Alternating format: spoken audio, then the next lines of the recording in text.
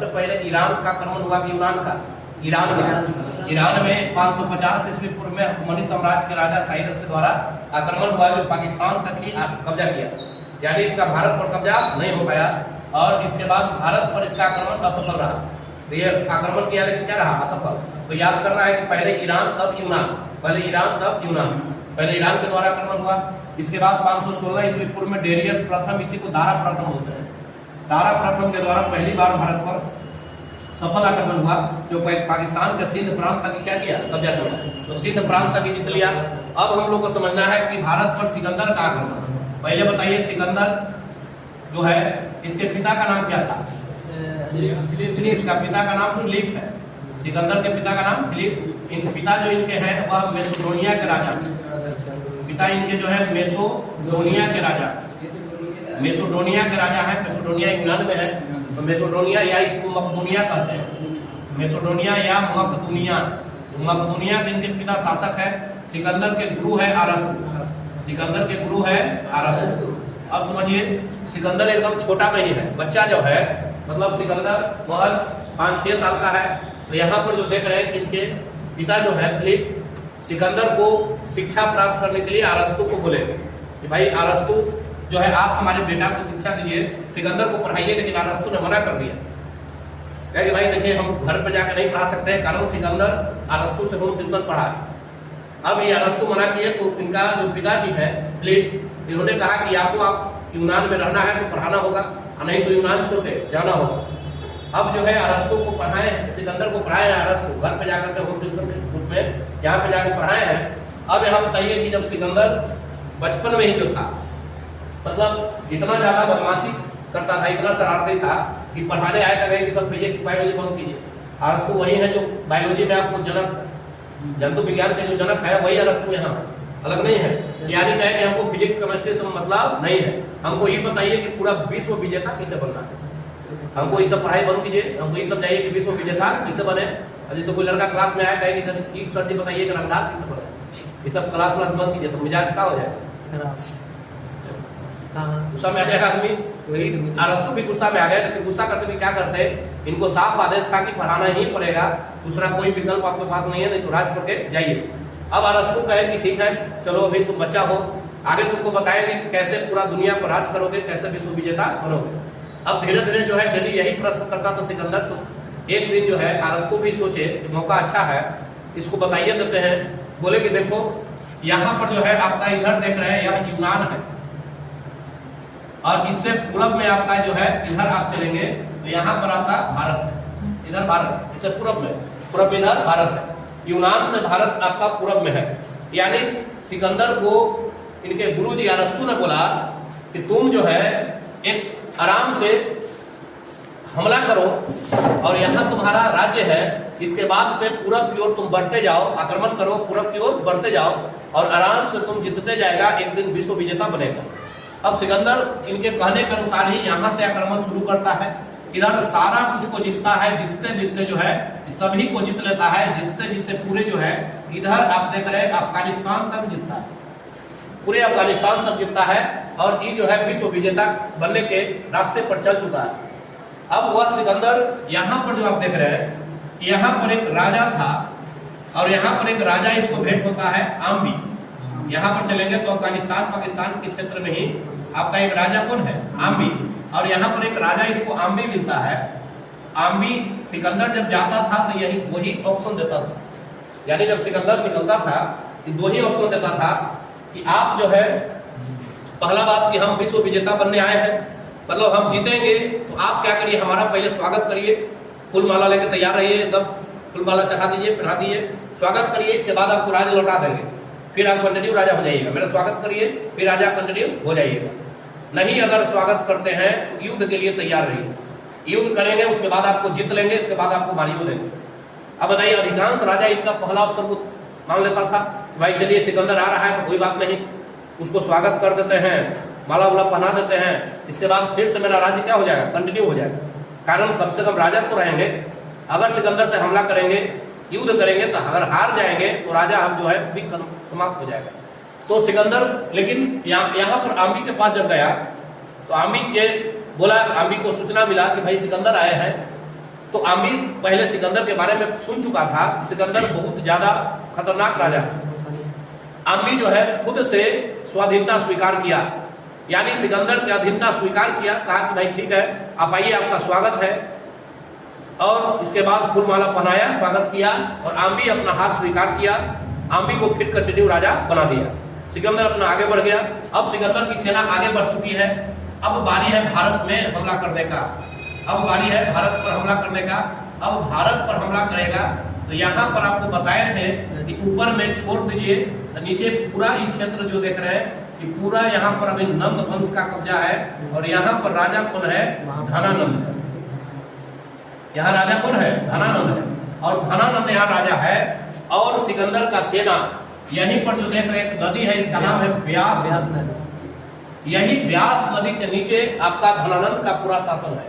और व्यास से ऊपर एक राजा जम्मू कश्मीर में था।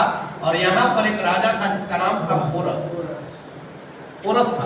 पोरस छोटे क्षेत्र का राजा था। अब आम्बी जो है जब अधीनता स्वीकार कर लिया तो अगला बारी किसका है? पोरस का। पोरस के बाद अगला बारी धनानंद का। अभी धनानंद का बारी नहीं है, कारण इससे पहले पोरस को निपटाएगा। अब यहाँ पर जब सिकंदर आगे बढ़ता है, आम्बी को बोलता है कि देखो हमको भारत जाने का रास्ता बताओ, कैसे भारत पर हमला करेंगे। बोलता है कि हुजूर इसके बाद अगला राजा पोरस है जो छोटे क्षेत्र का राजा है, पहले आप उसको हराइए, इसके बाद धनानंद को आप हराइएगा। अब यहाँ पर ध्यान देना है कि पोरस छोटा क्षेत्र का राजा है, लेकिन पोरस के बारे में कहानी कहा जाता है बहुत वीर राजा है। पोरस को सिकंदर ने ऑप्शन दिया कि बात बताओ हम आ रहे हैं, अधीनता स्वीकार करोगे या युद्ध करोगे? पोरस बोला कि हम अधीनता किसी का स्वीकार नहीं करेंगे, हम आपसे युद्ध करेंगे। और यही आपको ध्यान देना है कि सिकंदर का सेना पोरस के साथ युद्ध करती है, मतलब सिकंदर पोरस के साथ युद्ध करता है। और यही युद्ध जो हुआ था झेलम नदी के तट पर हुआ, यानी झेलम को वितस्ता बोला जाता है। झेलम को वितस्ता और वितस्ता नदी के तट पर यहाँ पर लड़ाई हुआ है हाइड्रे स्पीच का युद्ध। हाइड्रे स्पीच का युद्ध। और हाइड्रे स्पीच का युद्ध का मतलब है, हाइड्रे माने होता है पानी, जल में पूरा लड़ाई हुआ है, पानी में पूरा लड़ाई है। अब यहाँ पर जो है आप देख रहे हैं हाइड्रे स्पीच का युद्ध हुआ सिकंदर और किसके बीच? पोरस के बीच। अब पोरस और सिकंदर के बीच हुआ। सिकंदर का सेना बहुत ज्यादा था, पोरस बेचारा छोटा क्षेत्र का राजा था। पोरस का इस युद्ध में हार हुआ, बुरी तरह पोरस हार गया। पोरस को बंदी बनाया गया। पोरस को बंदी बनाने के बाद उसको लाया गया। सिकंदर सोच ही रहा था कि कोई भी राजा सिकंदर के सामने बंदी बनाकर आता था तो वह राजा एकदम थरथराते हुए आता था, कांपते हुए आता था। कारण उसको लगता था कि भाई सिकंदर के सामने प्रस्तुत करना है तो पहले से एकदम डर करके आता था, एकदम कांपते हुए आता था। सिकंदर को लगा कि पोरस भी एकदम गिड़गिड़ाते हुए आएगा, कांपते हुए थरथराते आएगा। लेकिन पहली बार ऐसा हुआ कि जब पोरस को बंदी बनाया गया, पोरस एकदम मुस्कुराते हुए आया। सिकंदर पूछा कि बताओ तुम्हें डर लग रहा है कि नहीं? बोला किस बात का डर? आप भी राजा है तो हम भी राजा हैं, हम भी राजा हैं। सिकंदर बोला कि बताओ तुम्हारे साथ क्या किया जाए, मार दिया जाए कि छोड़ दिया जाए?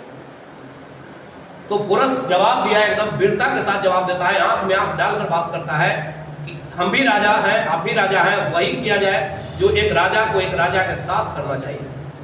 भूलिए मत कि हम कोई भिखारी हैं, हम भी राजा हैं। अलग बात है हम हार चुके हैं।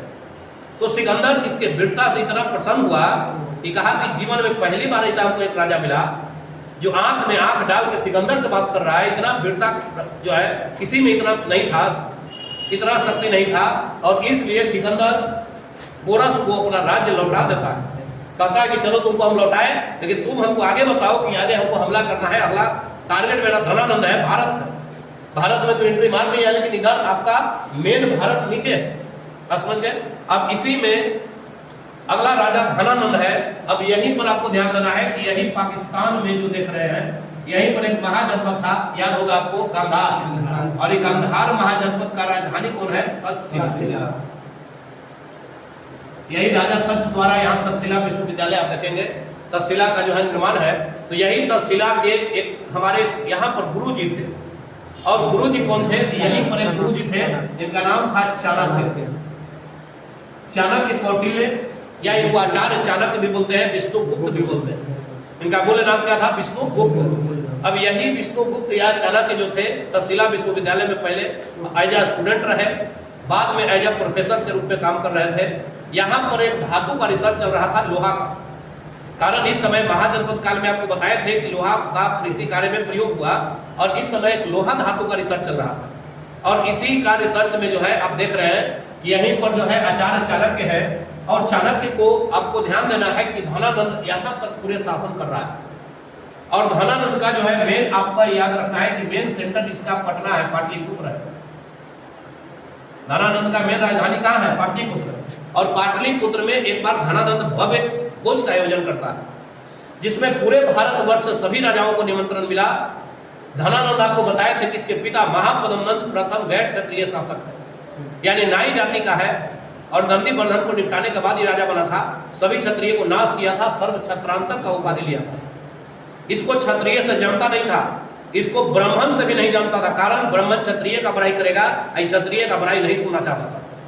अब ब्राह्मण से भी इसको नहीं पड़ रहा है, पूरे भोज का आयोजन किया भव्य तरीके से पाटलिपुत्रा में, सभी को निमंत्रण दिया। इसमें हमारे चाणक्य को भी निमंत्रण मिला, गुरु जी को भी निमंत्रण मिला, चाणक्य को, सभी लोग आए। चाणक्य भी जब यहाँ आए, पंडित जी थे, चाणक्य पूरा पीछे चोटी रखते थे, टीक शिखा जिसको बोलते हैं, इसको बांध करके पूरा रखते थे, एकदम आए। अब जो है पूरे पंगत लगा, सभी लोग बैठे, चाणक्य भी बैठे। अब जो है कि पंडित होने के कारण धनानंद को पसंद नहीं था, हमारा भोज में कोई पंडित आए। चाणक्य को देखा तो धनानंद अंदर अंदर घुसा गया। चाणक्य को कहा कि तुमको कौन बुलाया? बड़ा सभा में इनको बेइज्जती किया और बोला कि तुमको कौन बुलाया है, जबकि निमंत्रण दिया गया था, फिर भी आने के बाद बेइज्जती कर दिया। इनको टीक को धरवाया, इनको टंगवा के बाहर फेंकवा दिया। अब जब इनका टीक को धरा तो टीक बांधने से बेचारा का खुल गया। टीक क्या हो गया? खुल गया, और इनको टंगा के बाहर फेंकवा दिया सेना के द्वारा। चाणक्य का भरी सभा में भारी बेइज्जती हुआ। चाणक्य ने उस दिन कसम खाया कि जब तक तुमको गद्दी से हटा नहीं देंगे, यानी जब तक तुमको राजा जो तुम हो इसको समाप्त नहीं कर देंगे, उसके बाद हम इस टीक को दोबारा नहीं बांधेंगे, शिखा को नहीं बांधेंगे। उस समय से टीक खुला रखते थे। अब इसको गद्दी से हटाना उतना ही कष्ट है। अब समझ रहे, इतना बड़ा राजा, इसका भारी भरकम सेना है, इसको आप कह रहे हैं चैलेंज किए, छोटा सा गुरु जी चैलेंज किए गद्दी से हटा देंगे। जैसे हम चैलेंज कर दें सम्राट चौधरी को तुरंत मुख्यमंत्री से हटा देंगे। बताओ, हमारा औकात एकदम कुछ नहीं है उसके बराबर। बताओ, गुरु जी का औकात इसके सामने कुछ नहीं है। अब गद्दी से हटाने की बात बोल दिए हैं। अब चाणक्य उस तैयारी पे चल देते हैं। इस सारा कहानी पहले का है, अभी सिकंदर का इस समय का कहानी नहीं। अब इस समय हम लोग ध्यान दें कि गुरु जी तैयारी में चल देते हैं कि भाई धनानंद को हटाना है, कारण बहुत क्रूर राजा है। इसका पत्नी जो है इसी टाइप की है। पत्नी इतना खर्च करती है कि कुल आय का 75% पाउडर लिपस्टिक में जा रहा है। बात समझिए, यहाँ पर भारत का इस हाल हो गया है कि जितना इनकम है, आय है, टैक्स है, उसका 75% लिपस्टिक पाउडर में मार रही है। यानी सबसे ज्यादा जनता इससे परेशान है, कारण 100 प्रकार के टैक्स लगा दिया है, बहुत ज्यादा टैक्स लगा दिया, बिना मतलब का टैक्स लगा दिया जनता पर। जनता भी सब परेशान है। जनता भी चाह रहा है कि धनानंद हटिए जाए। अगर धनानंद हट जाता तो अच्छा रहता। अब चाणक्य चल दिए जंगल में कि भाई धनानंद को हटाना है। अब हमको एक सेना पहले चाहिए, वैसा व्यक्ति चाहिए जो धनानंद से युद्ध के लिए तैयार रहे। अभी जंगल में जाते हैं। जंगल में जाने के बाद कुछ लड़का जो था इनको मिला, जो चोर और सिपाही का खेल खेल रहा था। कुछ लड़का इनको दिखाई दिया। अब उसमें एक बच्चा राजा बन रहा था, मतलब चोर नहीं, राजा सिपाही का खेल खेल रहा था। एक राजा था और बाकी सब प्रजा था। एक राजा बना हुआ लड़का था। इनको गर्मी लगा, गर्मी का मौसम था, पेड़ के नीचे बैठ गए। अब जो है राजा जो बना हुआ लड़का था और बाकी प्रजा था, अचानक उसी समय शेर का एंट्री हुआ। शेर हमला किया, प्रजा को हटा दिया। अकेले लड़का एक राजा जो बना था वो भिड़ गया शेर से, और शेर को पटक पटक के उसको भगा दिया। जब शेर को अकेला भगा दिया तो चाणक्य को यह बात देखे तो बहुत अजीब लगा कि छोटा सा बच्चा सबको छोड़ दिया, सबको बचाने के लिए अकेला शेर से भिड़ गया। यही बच्चा है जो अकेला धनानंद से भिड़ सकता है। और चाणक्य जो है उस बच्चा से जाकर प्रश्न किए कि बताओ, तुमको डर नहीं लगता है? तुम अकेला भिड़ गया, अगर शेर तुम्हें मार देता तो क्या होता? बच्चा ने जवाब दिया कि मैं अभी राजा के रोल में हूँ। राजा का कर्तव्य अपने प्रजा का प्रति सुरक्षा करना होता है, इसलिए मैं मर भी जाता तो राजा का कर्तव्य का निर्वहन करता, इससे ज्यादा कुछ नहीं। चाणक्य समझ गए कि यही बच्चा है जो धनानंद के लिए सबसे बढ़िया होगा। उस बच्चा को माँ से मांग करके चाणक्य लेके चल आते हैं, और चाणक्य लाके उसको तहसीला में रखते हैं, अपने साथ रखते हैं, उसको ट्रेनिंग देते हैं। लेकिन उसको नहीं बोलते हैं कि तुमको बदला लेना है, हमारा बेइज्जती का बदला लेना है, बच्चा इनका शिष्य बन जाता है, उसको बहुत सारा ट्रेनिंग दिए, लेकिन ये नहीं बताया कि तुमको बदला लेना है। कारण सिर्फ धनानंद अभी जो है धनानंद से बदला लेने की अगर बात बोलते तो ये बच्चा वही धनानंद से फरियाने चलता था, जबकि उचित समय पर ही युद्ध करना है। दूसरा बात है कि तब तक भारत पर सिकंदर का हमला हो चुका है। यह आपको डेट याद रखना है, 326 ईस्वी पूर्व, 3 दूना 6 भारत पर सिकंदर आ गया। अब भारत पर सिकंदर का हमला हो चुका है। अगर बताइए कि अगर यहाँ पर धनानंद को मारने की तैयारी पहले चलता तो भारत पर सिकंदर कब्जा कर लेता। अब चाणक्य सोच रहे हैं कि पहले सिकंदर से भारत को बचाना है। अरे एक घर का ही आदमी है, कहीं निपटा देंगे, पहले बाहरी से फरिया लेना है। घर में अगर भाई खेत नहीं दे रहा है तो बाद में फरिया लेंगे, गौवा वाला कब्जा ले तो दोनों भाई मिल को मारेंगे पहले। अब जो है सोचे चाणक्य कि पहले हम बाहर निपटाना है, सिकंदर से हम लोग को पहले फरियाना है। अब इसी में जो है चाणक्य पहले उस बच्चा को लाए। अब चाणक्य दिमाग लगा रहे हैं, बच्चा अभी छोटा है, ज्यादा बड़ा हुआ नहीं है। चाणक्य दिमाग लगा रहे हैं कि बताओ सिकंदर को कैसे भगाया जाए, भाई सिकंदर भी कम नहीं है। तो चाणक्य जो है बहुत सारा कूटनीति लगाते हैं। चाणक्य कहते हैं कि देखो यह देवों की नगरी भारत है, अगर जो ब्यास नदी पार कर गया तो सब अंधरा लंगड़ा कुंडिया हो जाएगा। बात समझ लीजिए कि नदी का इतना प्रकोप है, इतना शक्ति है कि खाली ब्यास पार कर गया ना तो तुम्हारा जो है शरीर काम नहीं करेगा। एक तो सेना में अफवाह फैल गया कि अगर ब्यास नदी पार करोगे तो शरीर तुम्हारा कोई काम के नहीं रहेगा। दूसरा है कि ब्यास नदी तक सिकंदर का सेना आके रुका हुआ है। अब ब्यास नदी के बाद इधर बताइए क्षेत्र किसका है, धनानंद का। और सिकंदर का सेना पूछता था कि भाई जी आप लोग कितना है, तो इस इधर से सेना पूछता था। रात में सेना हाल चाल लेता है ना बॉर्डर पर सेना हाल चाल लेता था कि आप लोग कितना है। पूछा ये लोग कि आप लोग कितना है, कहा कि 10,000। कहा कि 10,000 तो खाली हाथी रख ले, 10,000 तुम लोग टोटल हो, 10,000 खाली धनानंद हाथी रखे हुए हैं, एक का को हिस्सा भी नहीं पड़ेगा आदमी एक हाथी का, निपटा दिया जाओगे। कहा कि बाप रे बाप ना, हमला करना ठीक ना। तब तक चाणक्य जो है अपना कूटनीति लगा रहे हैं। चाणक्य जो है फैला दिए पूरा कि यह जो है देवों की नगरी भारत है, अगर ब्यास पार किए हो तो तुम्हारा शरीर खराब होगा। दूसरी बात है कि चाणक्य जो है बहुत सारे विषकन्या को इसके सेना में छोड़ दिए थे। विषकन्या का मतलब होता है कि वैसी लड़की जिसको जहर दे दे करके, पहले जहर दे दिए उसको और जहर दे करके उसको रखे कि भाई जहर लेके रख ले रहो, और एकदम सुंदर जो लड़की रहती थी उसको सेना में छोड़ दिए। सेना एकदम सुंदरता के फेर में मंत्र मुक्त हो गया, उसके फेर में चल दिया, जहर वहर देकर मार दिया। ऐसे करते करते अगर सेना अधिया दिए थे, आधा सेना को जहर देकर पार लगा दिए। उसके बाद देखे कि यहाँ पर अफवाह फैला दिए कि बताओ भारत में प्रवेश नहीं करना है। अब इसके बाद इधर डर है, कारण धनानंद का सेना बहुत ज्यादा है। अब यह सेना पूछा कि जी हमला करो, आप समझ गए, हमला करो। तो अब यहाँ पर जो है सेना मना कर दिया, कहा कि हुजूर हाथी से मरने से बढ़िया है आप ही हम लोग को मार दीजिए। पता है कि अगर वहां हमला करेंगे तो हाथी हमरा कुचल कुचल के मारेगा, अभी हमको बहुत दिन जीना है, इसे हाथी से बढ़िया है कि आप ही हमको मार दीजिए। तो सिकंदर का सेना हमला करने से इनकार कर दिया, ब्यास नदी से आगे नहीं बढ़ा। आपको दिमाग में सेट रखना है कि सिकंदर का सेना किस नदी से आगे नहीं बढ़ा था, तो ब से ब्यास, ब से वापस हो गया, यानी सिकंदर का सेना ब्यास नदी से ही वापस हो गया। अब यहां पर सिकंदर लाख प्रयास किया कि भारत पर हमला करो, लेकिन सिकंदर का सेना भारत पर हमला नहीं किया, वापस हो गया। अब सिकंदर का सेना जब वापस हुआ तो यहां से लौटते समय आपको ध्यान देना है 323 ईस्वी पूर्व में, 323 ईस्वी पूर्व में बेबीलोन में सिकंदर का मृत्यु हो जाता है। बेबीलोन में सिकंदर का क्या है, मृत्यु है। 3 साल में ही सिकंदर का मृत्यु हो गया। 326 ईस्वी पूर्व में हमला किया भारत पर, और 3 साल ही बाद 323 ईस्वी पूर्व में सिकंदर का मृत्यु हो गया। अब जब सिकंदर लौट गया था तो बेबीलोन में इसका मृत्यु है। कारण है कि उस जमाने में इसको आंख का कैंसर हुआ था, जिसका कोई इलाज नहीं था। इसको कैंसर का कोई इलाज उस जमाने में नहीं था, और इसके कारण सिकंदर मर गया। कुछ का कोई किताब में कहता हार्ट अटैक के कारण मरा, कैसे मरा नहीं पता। अब यहाँ पर आप जो देख रहे हैं कि लौटते समय इसका मृत्यु है। अब जब सिकंदर मर रहा था तो इसका सेनापति था सेल्यूकस निकेटर। इसका सेनापति कौन था, इसका सेनापति है सेल्यूकस निकेटर। सेल्यूकस निकेटर, इसका कई सेनापति है जिसमें एक प्रमुख सेनापति है सेल्यूकस निकेटर। अब इस सब सिकंदर जीत लिया था पूरे पाकिस्तान में। अब जो देख रहे इधर जीता, अफगानिस्तान जीता, यहाँ तक कि जम्मू कश्मीर के बेल्ट में पूरा को फिर कंटिन्यू राजा बना दिया। इसके बाद लौट गया, भारत पर ब्यास नदी पार नहीं कर पाया। अब सिकंदर जब लौटा तो बेबीलोन में जब मरने लगा तो मरते समय सेल्यूकस निकेटर को बुलाया, कहा कि देखो जितना भी जीता हुआ मेरा क्षेत्र है ये सब तुम लोग बांट लेना आपस में। भाई हम तो जाइए रहे, तुम लोग बांट लेना।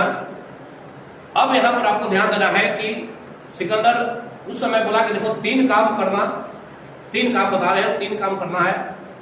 पहला काम बोला कि जब हम मर जाएंगे तो मेरा लाश जो जाएगा, मेरा जो ताबूत जाएगा, उसे मेरा दोनों हाथ को बाहर निकाल देना। पूछा लीजिए, जनता पूछेगा कि ऐसा काहे किया? तब कहना कि जनता को यह जवाब देना, दोनों हाथ को बाहर इसलिए निकाल देना ताकि जनता को यह पता चलना चाहिए कि जो पूरा दुनिया जीता, विश्व जीता सिकंदर आज खाली हाथ जा रहा है। यानी इसके पास कोई भी धन का कमी नहीं है, लेकिन सिकंदर खाली हाथ जा रहा है, कुछ लेके नहीं जा रहा है, सीधे खाली हाथ आना है, खाली हाथ जाना है। दुनिया धन के लिए जो लड़ता है उसको इस संदेश से जाना चाहिए। दूसरा कहा कि मेरे ताबूत के आगे, लाश के आगे जितने भी भारत के महंगा महंगा डॉक्टर है सबको पैदल चलवाना। अगर वो डॉक्टर का फीस 1 महीने का 1 लाख होगा या 10,000 होगा, उसको 1 दिन में 1 लाख देना, ड्यूटी मरल के आगे पैदल चलना। ड्यूटी बराबर कुछ नहीं, मरल के आगे खाली पैदल 1 दिन चलना। कहा कि सर फिर अगर पूछेगा जनता कैसा काहे कर रहा है भाई, डॉक्टर के आगे काहे पैदल चलवा रहा है? कहना कि अगर ऊपर वाले का घंटी लग गया तो नीचे का ही सब नहीं बचाएगा। अगर ऊपर वाले घंटी लगा दिया जाना है तो नीचे कितना भी महंगा महंगा डॉक्टर है कि कोई नहीं बचाएगा, जाना तय है। अगला तीसरा कहा कि हम जाएंगे, मेरा लाश जाएगा, उस पर जितना भी सोना चांदी जो है, जितने भी महंगे महंगे आभूषण है, पैसा है, सबको फेंकते रहना, फेंकते रहना, ताकि संदेश मिले कि सब बेकार है। अभी देखना कि हिंदू धर्म में जब लाश जाता है तो उस पर भी पैसा लोग फेंकता है, चावल, पैसा, फूल सब फेंकता है, कारण सब बेकार है, कोई इसका फायदा नहीं है। वो अलग बात है कि वो पैसा कोई चुनने में लगा रहता है, समझ गए? जो भी पैसा चुनने में लगा रहता है, यानी मर्दों पर छिटा रहा है, वो कोई लोग चुन रहा है। चॉकलेट तो हम पहली बार सुन रहे हैं। चॉकलेटो छिटाता है, 2 पैकेट दादाजी में पूरा बड़का चॉकलेट छिट दिए थे यहाँ पे, सब लड़का चुन के, तो अलग बात है कि चुन रहा है सब। तो सिकंदर ने 3 संदेश दुनिया को दिया, और ये संदेश दुनिया को दिया कि बताइए कितना भी आप बड़ा है, धन बेकार है, आपका ऊपर से घंटी लगा तो आपको जाना तय है, सारा धरा हुआ रह जाएगा। पूरा दुनिया जीतने वाला सिकंदर आज खाली हाथ जा रहा है, और इसके बाद 323 ईस्वी पूर्व में इसका मृत्यु हो गया। अब यहां से हम लोग देखेंगे सिकंदर का आक्रमण हो गया। अब इसके बाद हम लोग को ध्यान देना है कि अब धनानंद को निपटाने की बारी है, धनानंद को निपटाने की बारी है। अब यहाँ पर देख रहे हैं कि धनानंद जो है बहुत क्रूर शासक है। धनानंद जब सोचा कि सिकंदर भाग गया, कहा तो हमारे डर भाग गया हो, सिकंदर हमारे डर से भाग गया, वो हमला करेगा। धनानंद को कोई परवाह नहीं है कि सिकंदर आया कौन आया, कारण आता था सिकंदर बंदर कितने आया कितने गया, हमारा कोई नहीं पूछूंगा। कारण है कि हम इतना सेना रखे हुए अपना भोग विलासता में लिप्त है, इसको कोई मतलब नहीं है। सिकंदर के भगाने में कहीं ना कहीं चाणक्य का भी हाथ है। चाणक्य जो है कूटनीति से, रणनीति से उसको भगाए। अब यहाँ पर जो है चाणक्य तैयार किए अपना पूरे सेना को, बच्चा को जो है ले गए थे, वही बच्चा आगे चल के चंद्रगुप्त मौर्य बनेगा।